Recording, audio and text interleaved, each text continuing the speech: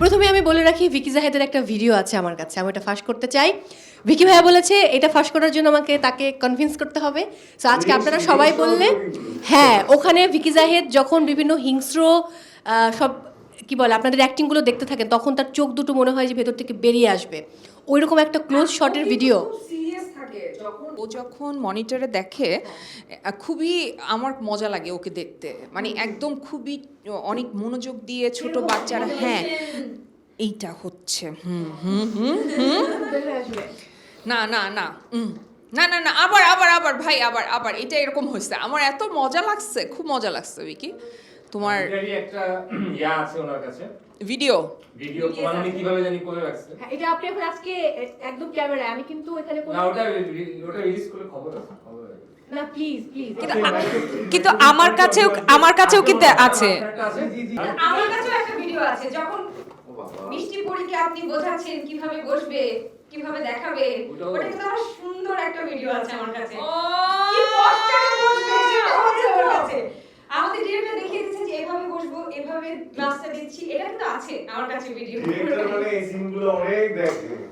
না না এটা তো ডিরেক্টরের কাজ, বুঝিয়ে দেবে যে হিংস্র জিনিসটাও বুঝিয়ে দিতে হবে, আবার কিভাবে আবার নাদের স্যারের মতো একজন মানুষের সাথে সিনটা ছিল আর ভালোভাবে বুঝিয়ে দিতে। হ্যাঁ স্যারের কিন্তু ন্যাচারালি সেরা অ্যাক্টিং হয়েছে। কোনোভাবে যেন উনি এত এক্সপেরিয়েন্স মানুষ, তারপর আমি বুঝেছি কিন্তু স্যার আপনি তবে ওই ওই দৃশ্যটা নিয়ে একটা একেবারে আমার যেটা অবজারভেশন ছিল, কারণ 2 দিন ধরে তো খুব এক্সাইটমেন্ট ছিল এই দৃশ্য, পুরো ইউনিক। ওই দৃশ্য দেখার জন্য আমি এক্সাইটেড ছিলাম। আপনি তো বিশেষ করে মেয়েদের মধ্যে তো সাংঘাতিক, কি করবে না করবে।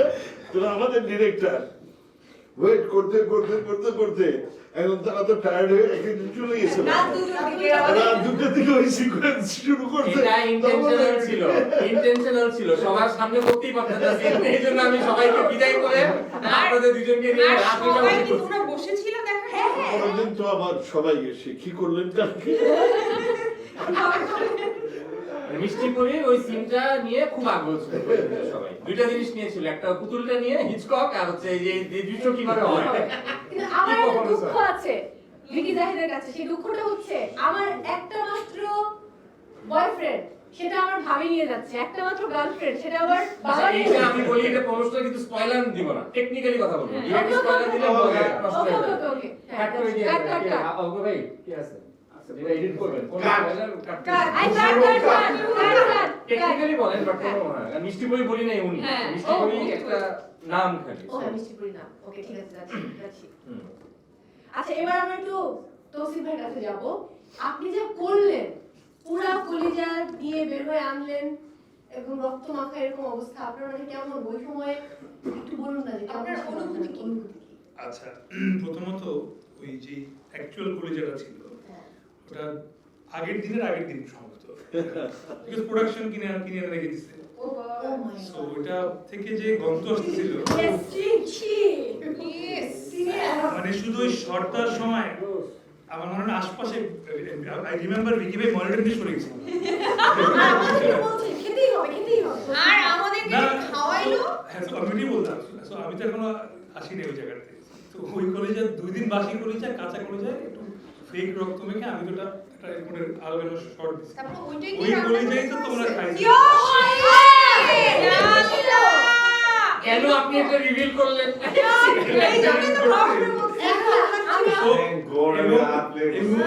আমিও ওইটা বলতে যাচ্ছিলাম যে আমার খাওয়া লাগে না, আমি এসে অবজেকশন দিব কেন? এবং ওই কলেজা তোমরা তো বারবার বলছিলে যে কি ব্যাপার সিদ্ধ করার পর গন্ধ যায় না কেন, গন্ধ যায় না কেন?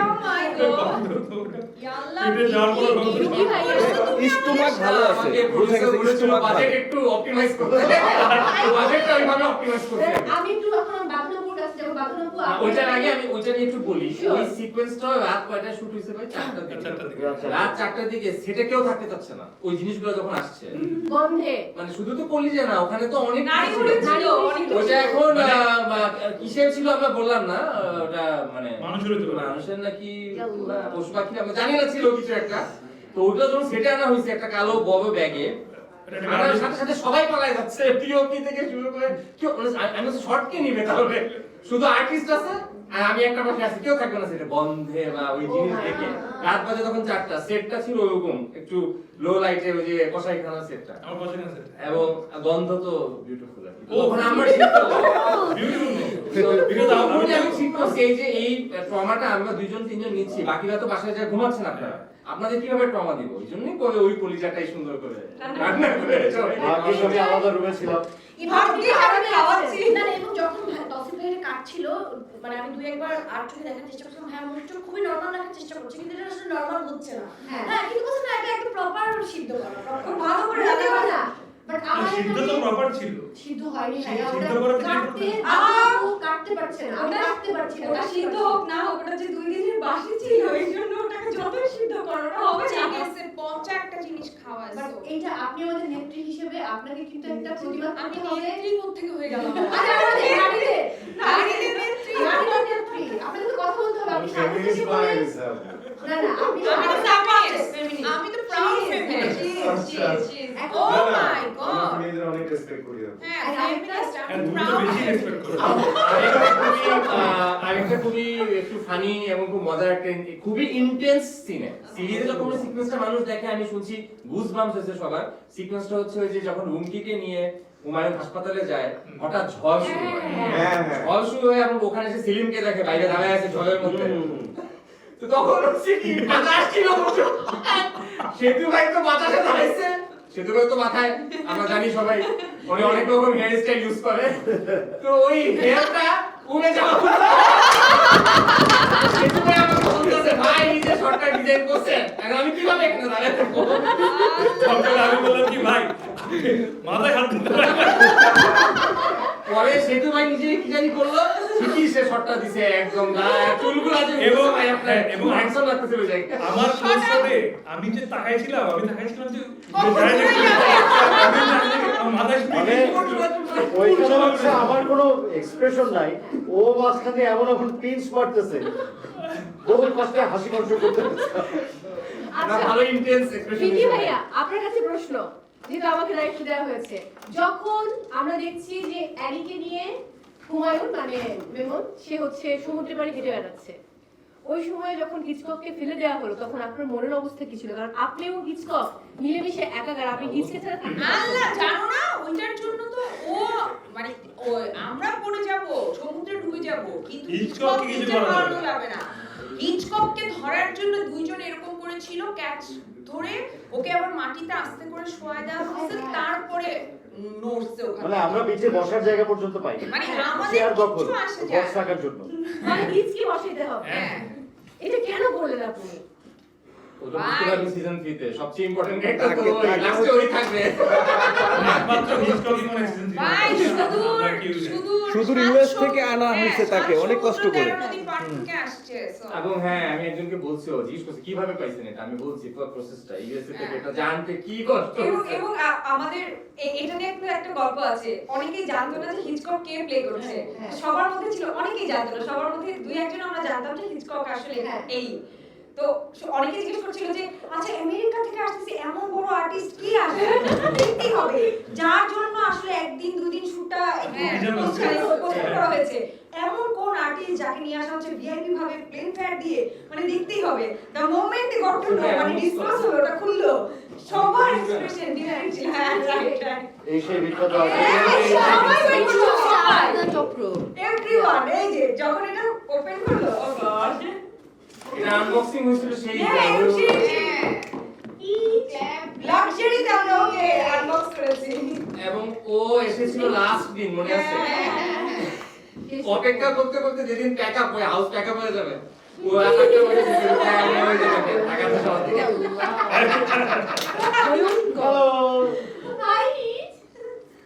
আচ্ছা, এই শীতে আমাদের তো কড়া শীতের মধ্যে শুট করলাম, এই তার যে কি এক্সপেরিয়েন্স এটা একটু একটা, শেয়ার oh করুন। God, আমার আমার কিন্তু আমি যখন পুলিশের পোশাকটা পরছি, প্রথমবার শটটা ভুল হয়েছে, মানে এরপরে আমি আর ঘাড় নাড়াতে পারতেছিলাম না, ঠান্ডায় মানে শীতে মানে আমার ঘাড় ভাঁকা হয়ে আসছিল, আমি কি শর্ট দিতে পারতেছিলাম এবং না। প্রথম এবং এটা ওরা মজার ইনসিডেন্টটা হচ্ছে প্রথম সিনই ছিল পরিবারের সবার সামনে ওদিন প্রচন্ড ঠান্ডা ভয়ঙ্কর ঠান্ডা, আমার ঘাড় ভাঁকা হয়ে গেছিল তো প্রায়। আমি ওনাকে সেটে আগেই রাখছি কি আপনি ওই সিনের হচ্ছে মানে নেই, বাকি সবাই আপনাকে অ্যারাউন্ড ঘিরে আছে।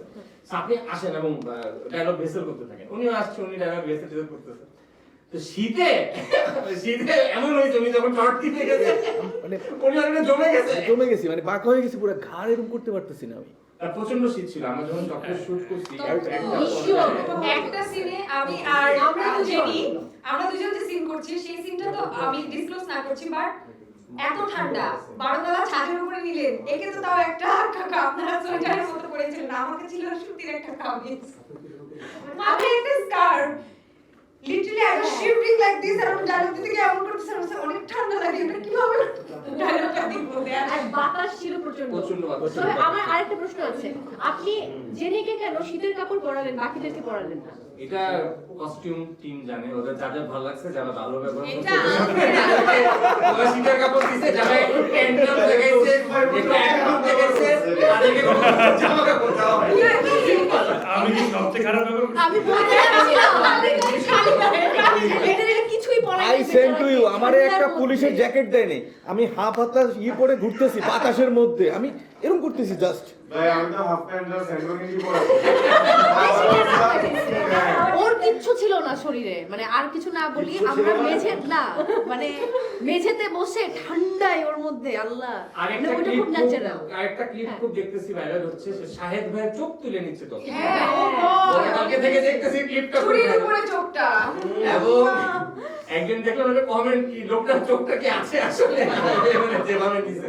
তো শাহেদ ভাই আপনি একটু আমরা এই এক্সপেরিয়েন্সটা জানতে চাই যে এক চোখ দিয়ে দেখার দুনিয়াটা দেখা বা পারফর্ম করাটা। আমি এর আগে পর্যন্ত শুনতাম এই উপমাটা বা বাগধারাটা যে এক চোখা লোকটা, এই পারফরমেন্স করতে যে বুঝছি এক চোখে ব্যালেন্স করে করে tough। সবকিছু করা, পারফরমেন্স তো দূরে থাকুক। তো যখনই মানে সুযোগ পেয়েছি ওটা খুলে ফেলতে হয়েছে, সেটা দেখি যে এই সাইডে দেখা যায় না। কেমন জানি হয়ে যায়। ব্যথা লাগে কিন্তু মাথাতে, তাই না? হ্যাঁ, চোখে চাপ পড়ে। আমি অন্ধের একটা করতে গেলে দেখি চোখ ব্যথা করতেছে, প্রচন্ড প্রচন্ড চোখের মধ্যে ব্যথা করতো। আপনারটা হচ্ছে ধরুন দুই চোখে অন্ধ, কিন্তু ওনারটা পরে হচ্ছে যে হ্যাঁ, এক চোখে সব ব্যালেন্স।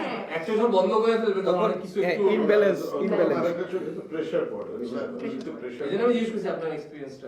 ব্রেনও মনে করে ডিরেকশনটা ডিফারেন্টলি দেয়। এই জন্য আপনি ওই যে খাবার টেবিলে খাবার প্লেট গুলা উল্টাপাল্টা ওই যে ওই সিনটাতে লাস্ট সাপোজে যে সিনটা আছে আমাদের ওখানে প্লেট দেওয়ার সময়, এই জন্যই আপনার তাহলে একটু উল্টাপাল্টা হয়ে গেছে। একটু উল্টাপাল্টা হয়ে গেছে। আমি একটু রুমকির কাছে কি যেতে পারবো? রুমকি যেই সিনটাতে হুমায়ুন আপনি নতুন বাসাতে এলেন এবং 3 বুড়ি আসে, ওই সিনটা আমি চোখ দিয়ে মানে আমি কানে শুনেছি কিন্তু চোখ দিয়ে এরকম তাকাই আবার চোখ বন্ধ করে ফেলি, কারণ আমার পক্ষে সম্ভবই ছিল না ওই 3 জনকে দেখা। এবং ওইটা আপনি কিভাবে করেছেন বলেন একটু। আমি তো পরিচালক ভালো বলতে পারবেন, উনি হচ্ছে আমাকে বকাঝকা দিচ্ছিলেন, কারণ আমি একে তো শীতের মাঝে আমাকে মানে খুবই পাতলা কাপড় পরানো ছিল, আর দ্বিতীয়ত হচ্ছে ওনাদের 3 জনকে দেখে আমার না মানে খুব ভয় লাগছিল, মানে আমি জানি যে তারা মানে আসল মানুষ, কিন্তু যখন ওই ক্যারেক্টারে থেকে ওরকম করছিল তখন আমি নিজেও না খুব ভালো রিয়াক্ট করতে পারছিলাম না, আমার নিজেরই ভয় লাগছিল। তার মধ্যে আমার পরিচালক বলছিলেন চোখ খোলা রাখো, চোখ খোলা রাখো, চোখ বন্ধ করো না। আমি বলছি ভাই আমি দেখতে চাই না।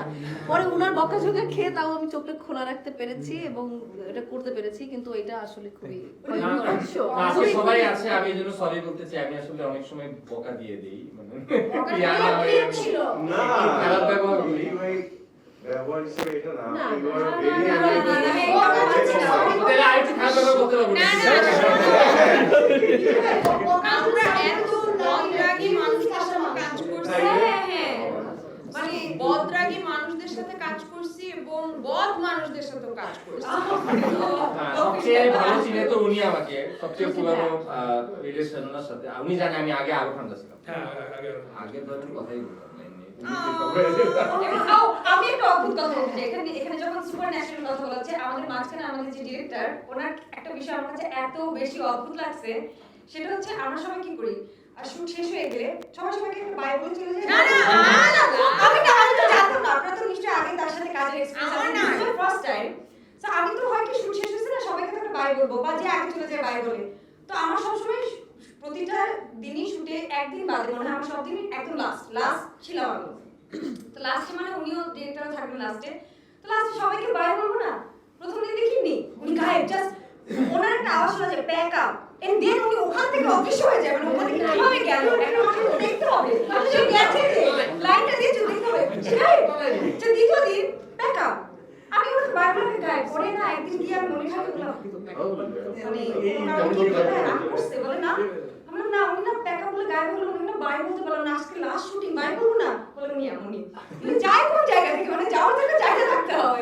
আমরা কেউ ভাইয়াকে আসলে বাই বলে যাইতে পারি না মানে উনি গায়ে কমপ্লিটলি না জাস্ট আওয়াজ শোনা যায় pack up Pack up. And then উনি কিভাবে যায় ওই জায়গা থেকে যেতে তো হবে এইটার কারণ হইতে পারে যে ভাইয়া আসলে বাইরে দিতে চায় না আমাদেরকে পরের না তো আবার আমাদেরকে নিয়ে তো বারবার দেখা হবে যেন মই না গিয়া এত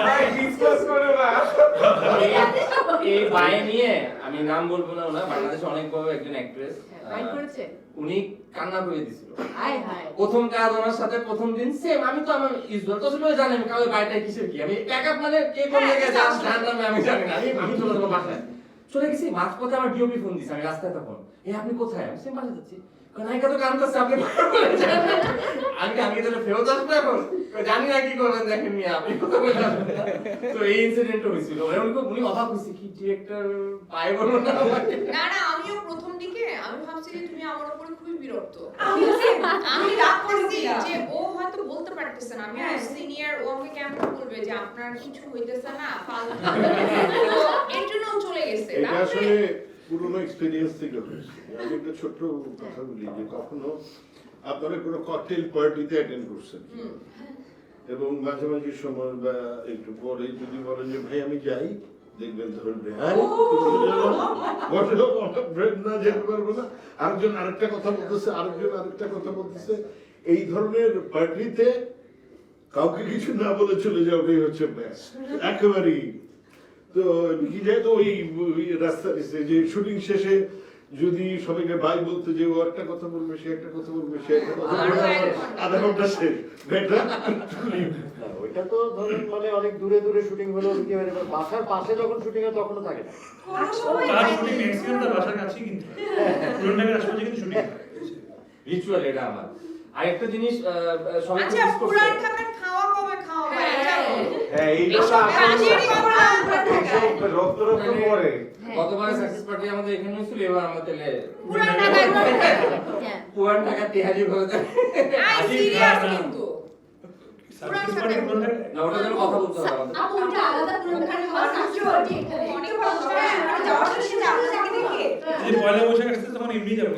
চক্রবাড়ি তো আমরা ওখানে গিয়ে আচ্ছা, বসে তাইলে খাওয়া যাবে পয়লা না বৈশাখে তোমার ওইখানে এত যাওয়া। ভিড় এত ভিড় ওখানে বসে খাওয়া যাবে না আর যদি শুনি এরা আসছে মানে আর মানে এই দুজন মধ্যে না ওটা হাসান মিয়া সকাল ভাইয়ের সাথে কথা বলে আমরা ওটা ডিসাইড করব ওটা আমার বাসার কাছাকাছি তো আমি জানি মানে ওখানে বসে খাওয়ার কোনো সুযোগ নেই না, এত এখানে ভিড় থাকে সবাই- নরমালি এত ভিড় থাকে হাজির বিরিয়ানি হাজির আমরা- বিরিয়ানি পাশে। কিন্তু তখন তো তৌসিফ ভাই আর আমরা বাদশাহ এইভাবে দেখা গিয়ে যাচ্ছে যে ভিড় আসবে তখন লঞ্চ ঘাটে যাই এখন সেটা হ্যাঁ না, সেটা করা যায় তৌসিফ, নিয়ে তৌসিফ যে হ্যাঁ, popular, personal। ভাই নিয়ে রে অন্য কোথাও গিয়ে খাওয়া যায়। মানে ও একটা ইয়া আছে ওর বিজ্ঞাপন হয়ে যাবে তো আমি তসিফ ভাইয়ের সাথে গেছি হচ্ছে কোথায় যেন ভাইয়া রংপুরে তো পোলাপান আসছে এখন ডায়লগ দিচ্ছে 20 টাকার পেপসি তৌসিফ ভাই সেক্সি আরেকটা জিনিস হচ্ছে এই সিজনে তো লুবনাকে সবাই খুব মিস করছে হ্যাঁ। সবাই লুবনাকে ট্রেলার সময়ও জিজ্ঞেস করছে লুবনাকে মিস করার তো কারণ নাই মানে কেন জানি করছে লুবনা তো ছিল এই সিজনে সেটাই তো ওরা পরে সবাই এখন ওই যে ওনার ওই ছবি শেয়ার করা সবাই বলে এটা লুবনা ছিল খাটিয়াতে লুবনা শুয়েছিল তো লুবনার মামা আবার ছিল এই সিজনে হ্যাঁ। লুবনা মামা হচ্ছে লুবনার অভাব কিছুটা ইয়া করছে কিন্তু মামা আমার মোট ছিল না এটা নিয়ে আমাকে অনেকে অবজেকশন জানিয়েছেন কি উনি গোপ সহ বেটার ছিল মামা গোপ ছাড়া এভাবে মামাটা মানে কেমন জানি টিঙ্কু ভাই কেন আপনি মানে আমার ভাই গোপ ছাড়া এখনই রাখেন নাইলে কিন্তু খুব লাগবে গোপ নিয়ে আসতেছেন নাকি গোপ ছাড়া আসতেছেন না আমার মনে হয় লুবনাও চলে গেছে গোপটাও চলে গেছে লুবনা আসবে গোপটাও আসবে ভাইটা ভাইটা লাগছে এক্স্যাক্টলি না কি করে বলেন আপনার স্ট্র্যাটেজি কি ছিল বা গোপ ছাড়া আসা না, গোপ তো আমি মানে আপনার ভাগি রেখে আপনি ইয়াং সাজতে চেয়েছেন মানে না আমি তোমার চক্র একের লাস্ট শুটিং এর আগেই তো আমি গোপ কাটছি চিরদিনের জন্য চিরদিনের জন্য। ও আচ্ছা আমি আপনাকে আর গোপে দেখবো না দেখলাম সেটা স্পেশাল কোনো ক্যারেক্টার হলে হতে পারে, রেগুলার ক্যারেক্টার থাকবো না আমি গোপ। আচ্ছা না মামা গোপ লাগবে নকল গোপ তাকে দিব না সমস্যা নেই একটা সিন তসিফ ভাই আপনি বলেন এখন আপনি স্ক্রিপ্ট পড়ার সময় আমাকে বলছিলেন কি ধরেন স্ক্রিপ্ট পড়ার সময় আপনি অদ্ভুত একটা এনवायरमेंट ফিল করছিলেন হ্যাঁ আমি কিন্তু ওটা কিন্তু রিয়েল রিয়েল একটা তো বলছেন একটা বলছেন আপনি জিবরান বসে থাকে যে সিঁড়িতে ওইটা আপনি আবার ও হ্যাঁ আমরা শুনতে চাই ডিউরিং শুটিং আপনি বা আপনার কেউ কাছের কেউ আপনার সাথে শেয়ার করছে কিনা কোন এক্সপেরিয়েন্স না like out of the ordinary well এখন তো সিজন মাত্র রিলিজ হইলো So, সামনে আমি শিওর অনেক এক্সপিরিয়েন্স শেয়ার করবো আস্তে আস্তে বাট আমার নিজেরটাই তো বললাম আমি একটা সিন পড়ছিলাম যেখানে রুমকে আর আমি এরকম যে সিনটা নিয়ে তুমি বলছিলে বুড়িগুলা বাসায় আসে তার আগে দরজায় নক হয় তো ওই দরজায় নক হওয়া পর্যন্ত তো তার আগ পর্যন্ত আমি স্ক্রিপ্টটা আসলে মোটামুটি একটানা পড়ছি ওটা মনে হয় তৃতীয় পর্বে বা চতুর্থ পর্বে তো বেশ অনেকখানি স্ক্রিপ্ট পড়ে ফেলছি হইতে পারে আমি ক্যারেক্টারে এত ঢুকে গেছি যে মানে ফোর্থ ওয়াল ব্রেক করে সবকিছু আমার রিয়েলিটি ঘটা শুরু করছিল ঠিক দরজায় নক যখন লেখা পড়লাম আমার দরজায় নক এরপর আমার কাছে মনে হয়েছে যে আর স্ক্রিপ্ট আজকে পড়া আচ্ছা আমি একটা জিনিস দেখতে চাই সবাই তৌসিফ ভাইয়ের হাত নিয়ে অনেক কথা বলছে আপনার হাতটা একটু দেখেন না ও হ্যাঁ না আচ্ছা কিছু নাই কিন্তু ওই টাইমে যখন ওই সময় ওই এমন হলো কেন হচ্ছে পজেসড হয়ে গেছে এবং আমার কাছে মনে হচ্ছে কি মেকআপ টেকআপ ছিল কি না মেকআপ দিয়ে কি করা যায় মানুষ কতটা অবজার্ভ করে দেখেন হ্যাঁ। কতটা খেয়াল করে আমি এটাই অবাক হয়েছি সেই স্ক্রিনশটে লিখছে কি উনি কি পজেসড হয়েছে আমি কেন হয়েছিল এটা ঠান্ডা আমি বলছি আপনি বানাইছিলেন আমি বানাবো কেন এটা হ্যাঁ আমরা ভাবছি যে তোমাকে আমরা কেউ বিশ্বাস করি না আমরা ভাবি যে তুমি যা তা করতে পারো এক্স্যাক্টলি তুমি যা তা করতে পারো রিয়েলি হয়েছে আপনি পাশে বসছেন দেখেন সাবধান এর ভিতরে কি ভাই আমি না হাত তো আমার নরমালি নাকি শোনো আমি হচ্ছি মূল ডাইনি ঠিক আছে তুমি আমাকে ভয় দেখাবা আচ্ছা আমি একদম শেষের দিকে যেহেতু আলোচনা আমি আপুর সাথে ওই যে আপু যেটা ফার্স্ট টাইম এই অ্যাক্টিংটা করলেন হিচককে হ্যাঁ একটু আপনি আপনার experience বলেন। এক্সপেরিয়েন্স বলেন ও মাই গড আমি সবচেয়ে নার্ভাস ছিলাম আমি কোনো ক্যারেক্টার করতে গিয়ে এত নার্ভাস হই নাই রেহানা করতে গিয়ে হয়েছি ডেফিনেটলি না বুঝে কিন্তু এটা আমি বুঝে হয়েছি যে আমি একটা জিনিস করব সেটা সম্পর্কে আমার কোনো আইডিয়া নাই এবং সে আসতেছে আমেরিকা থেকে সুদূর আমেরিকা থেকে তার আসার ডেটও ঠিক নাই তারপরে সে আসার পরেই আমার শুট মানে জাস্ট আসবে আনবক্সিং হচ্ছে আর সাথে সাথে শুট সো আমি খুব ভয় পাইছি এবং আমি বিকিকে অনেকবার বলছি যে বিকি আমি নার্ভাস আমি কি করব বাট আমাকে আমাদের যে অ্যাসিস্ট্যান্ট ডিরেক্টর ওর নাম হচ্ছে মনির ও আমাকে অনেক হেল্প করছে ও আমার সাথে অনেক প্র্যাকটিস করছে সো যতটুকু করার করছি বাট বিকি খুব এটা আমি বলেই দিতে চাই যে আমাকে দিয়ে ভয়েসটা দেয়া ছিল বাট তো হবে না আসলে এটা তো প্র্যাকটিক্যালি পসিবল না পরে অন্য কে একজন দিছে ভয়েস তো এটা বেশি ওয়ার্ক করছে ইনস্পায়ার্ড অফ দ্যাট আপনার পারফরম্যান্স আমার মনে হয় একদম প্রফেশনাল লাগছে না যারা এটা প্রফেশনালি করে তাদেরকে জিজ্ঞেস করতে হবে যে কতটুকু বাজে হয়েছে ওরা কয়জন আপনি দেখেন অডিয়েন্স কি বলে হ্যাঁ ও ওরা কয়জন একদম লাস্ট আছে লাস্ট আমরা ক্যামেরায় একটা কিছু বলে দিব তার আগে লাস্ট প্রশ্ন Jilani without giving any spoiler তোমার ফেভারিট মেয়ে কে আমি সেই করতে চাই আমি এটা কঠিন প্রশ্ন বলে দাও এরপর আমরা ক্রস করে তুই কি তো গল্প না রিভিল করে উই ইজ ইওর ফেভারিট আমরা জানতে ও দেখা গেল কি মরার আগে মেঘলার দিকে থাকে খুব ভালো সম্পর্ক এনি খুব পছন্দ এনি কেউ তো ইন্সপায়ার করে একটা নাম বলতে হবে একটা নাম কুইক একটা নাম হ্যাঁ আমার আসলে গার্লফ্রেন্ডের বড় বোনকে অনেক পছন্দ। আমি জানতাম ওকে ঠিক আছে আমাদের বেশ এখন কিছু একটা বলে দেন পসিবল অডিয়েন্সের জন্য সাপোর্ট দেখার জন্য হোস্ট ছিল আমি সবাই well when I speak I guess I speak for everyone সবাই এখানে আমরা চক্রর কাস্ট আছি আজকে আমরা স্মৃতিচারণ করলাম এতক্ষণ মিলে সবাই মিলে মজার মতো স্মৃতিচারণ করলাম এই স্মৃতি আসলে একটা প্রজেক্টকে ঘিরে যে প্রজেক্টটা আসলে আপনারা না দেখলে কমপ্লিটলি ইনকমপ্লিট থেকে যাবে সেটা হচ্ছে চক্র season 2 which is going fantastically on my screen at the moment so এই তো anyone wants to add to that একই কথা বলবো যারা তৌসিফ ভাইকে ভালোবাসেন বাঁধন আপুকে ভালোবাসেন আমাদের সবাইকে ভালোবাসেন ভিকি জাহেদের কন্টেন্ট অনেক পছন্দ করেন ভয় পেতে চান অনেক উত্তেজিত হয়ে দেখতে চান তারা অবশ্যই চক্র 2 দেখবেন আর আমাদের সাথে থাকবেন। আর আমার খুব আক্ষেপ, আমি ভিকি জাহেদকে কাঁচা মাংস খাওয়াতে চাই।